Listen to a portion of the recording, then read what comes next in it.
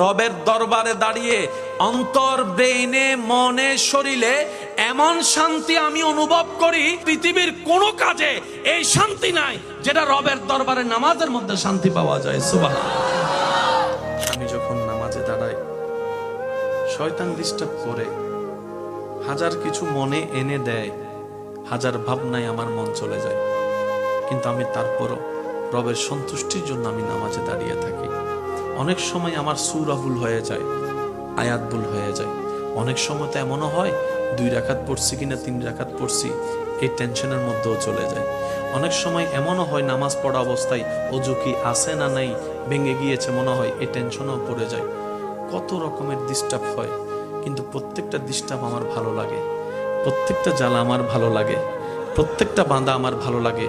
সে জিজ্ঞেস করছে, কেন তোর এত বাঁধা ভালো লাগে? বুঝলাম না।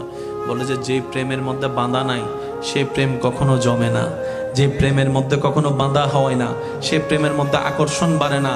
শয়তান চেষ্টা করে আমাকে বিভিন্নভাবে প্রলোভন দেখিয়ে রবের রহমতের দরবার থেকে সরিয়ে রাখতে, আর আমি আমার শক্তি দিয়ে, ঈমানি বল দিয়ে, মহাব্বতের টান দিয়ে আমার সমস্ত কিছুকে পিছনে ফেলে আমি রবের দরবারে দাঁড়িয়ে থাকি।